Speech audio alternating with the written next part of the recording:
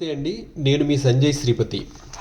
మనం అమృతస్య పుత్రాహ అనే స్వామి వివేకానంద భావజ్వాల అనే గ్రంథం నుండి లాస్ట్ వీడియోలో ఆధ్యాత్మిక అనుభూతే అసలైన మతం గురించి తెలుసుకున్నాం. ఈ వీడియోలో నిజమైన ఆరాధన గురించి తెలుసుకుందాం. స్వామి వివేకానంద ఇలా మొదలెట్టారు: హృదయం పవిత్రత, నిజాయితీలతో నిండినప్పుడు కలిగే ప్రేమలోనే మతం అనేది ఉంది, కానీ ఆచారాలు పాటించడంలో లేదు. ఒక మనిషి తన శరీరాన్ని, హృదయాన్ని పవిత్రంగా ఉంచుకోనంత వరకు ఆలయానికి వెళ్ళి శివుణ్ణి అర్పించడం వలన ఏమీ ప్రయోజనం లేదు. హృదయాన్ని, శరీరాన్ని పవిత్రంగా ఉంచుకున్న వారి ప్రార్థనలే శివుడు నెరవేరుస్తాడు.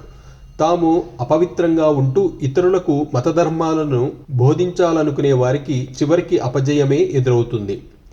బయట కనిపించే పూజా పునస్కారాలు హృదయంలో మనం చేసే పూజలకు ప్రతీకలు మాత్రమే. హృదయంలో చేసే పూజ, హృదయంలో పవిత్రత ఇవే నిజంగా కావలసినవి. ఇవి లేకుండా బయట చేసే పూజలకు ఏమీ విలువ లేదు. కాబట్టి దీన్ని మీరందరూ గుర్తుపెట్టుకోవాలి. ఈ కలియుగంలో ప్రజలు ఎంతగా దిగజారిపోయారంటే, తాము ఏదైనా చెయ్యవచ్చని, ఆ తర్వాత ఏదో ఒక తీర్థస్థలానికి వెళితే తమ పాపాలన్నీ క్షమించబడతాయని అనుకుంటున్నారు. ఒక మనిషి అపవిత్రమైన మనస్సుతో దేవాలయానికి వెళితే అతడు తాను ఇప్పటికే చేసిన పాపాలకు మరిన్ని పాపాలను కలుపుకుని ఇంటి నుండి బయలుదేరినప్పటికన్నా మరింత హీనమైన స్థితిలో తిరిగి ఇంటికి చేరుతాడు. తీర్థం అంటే పుణ్యస్థలం అనేది సత్పురుషులతోనూ పవిత్రమైన వస్తువులతోనూ నిండి ఉంటుంది. అయితే ఒక చోట సత్పురుషులు నివసిస్తూ ఉంటే అక్కడ ఏ గుడి లేకపోయినా అది తీర్థమే అవుతుంది. అపవిత్రులైన వారు నివసించే చోట 100 దేవాలయాలు ఉండవచ్చు, కానీ అక్కడ నుండి ఆ తీర్థం మాయమైపోతుంది. ఇక ఒక తీర్థస్థలంలో నివసించడం చాలా కష్టం. ఏదైనా సాధారణమైన ప్రదేశాలలో పాపం చేస్తే దాన్ని సులభంగా వదిలించుకోవచ్చు, కానీ ఒక పుణ్యస్థలంలో చేసిన పాపాన్ని వదిలించుకోలేము. పవిత్రంగా ఉంటూ ఇతరులకు మంచి చేయడం, ఇదే ఆరాధనలోని అంతరార్థం. ఎవరైతే పేదలలోనూ, బలహీనులలోనూ, రోగులలోనూ శివుణ్ణి చూడగలుగుతారో వారే నిజంగా శివుణ్ణి సేవిస్తున్నారు. శివుణ్ణి ఒక ప్రతిమలో మాత్రమే చూడగలిగే వారు చేసే ఆరాధన ఇంకా ప్రాథమిక స్థాయిలోనే ఉన్నట్టు. దేవాలయాలలో మాత్రమే శివుణ్ణి చూసేవారితో పోలిస్తే ఒక పేదవాడి కులం, మతం, జాతి మొదలైన వాటిని పట్టించుకోకుండా అతడిలో శివుణ్ణి చూస్తూ అతడికి సేవ, సహాయం చేసేవాడినే శివుడు ఎక్కువ ఇష్టపడతాడు. నేను మీకు మళ్ళీ చెబుతున్నాను, మీరు పవిత్రంగా ఉంటూ మీ వద్దకు వచ్చే ప్రతి వారికి శక్తి వంచన లేకుండా సాధ్యమైనంత సహాయం చెయ్యండి. ఇదే సత్కర్మ అంటే మంచి పని.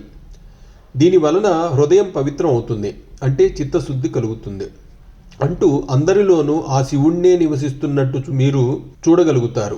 ఆయన అందరి హృదయాలలోనూ ఎల్లవేళలా ఉంటాడు.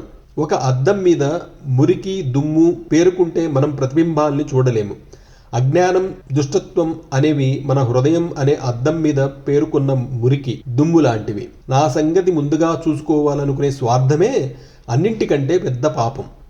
అందరికంటే ముందు నేను తింటాను, ఇతరులందరికంటే ఎక్కువ ధనం నాకు ఉండాలి, ప్రతిదీ నా సొంతం కావాలి అనుకునేవారు, లేకపోతే ఇతరుల కంటే ముందు నేను స్వర్గానికి వెళ్ళాలి, ఇతరుల కంటే ముందు నేను ముక్తిని పొందాలి అనుకునేవారు స్వార్థపరులు. నేను అందరికంటే చిట్ట చివర నిలబడతాను, స్వర్గం కోసం వెంపర్లాడను, నా సోదరులకు సహాయం చేయడం కోసం నరకానికి వెళ్ళడానికి సైతం నేను సిద్ధమే అని నిస్వార్థపరుడు అంటాడు. ఈ నిస్వార్థమే మతధర్మానికి సిసలైన పరీక్ష. ఎవరైతే ఎక్కువ నిస్వార్థాన్ని కలిగి ఉంటారో వారే ఆధ్యాత్మికంగా ఎక్కువ పురోగతి సాధించిన వారు, శివుడికి మరింత దగ్గర వారు. అటువంటి వారు చదువుకున్న వారైనా కాకపోయినా వారే మిగిలిన అందరికన్నా శివుడికి మరింత చేరువలో ఉన్నట్టు. ఈ విషయం వారికి తెలియవచ్చు లేదా తెలియకపోవచ్చు కూడా. దేవాలయాలన్నింటినీ, పుణ్యక్షేత్రాలన్నింటినీ దర్శించిన చివరికి ఒళ్లంతా రంగులు పూసుకుని చురుతపులి వేషం వేసిన స్వార్థపరుడైన మానవుడు శివుడికి ఎంతో దూరంలో ఉంటాడు అంటూ నిజమైన ఆరాధన ఏంటో చెప్పడం జరిగింది స్వామి వివేకానంద.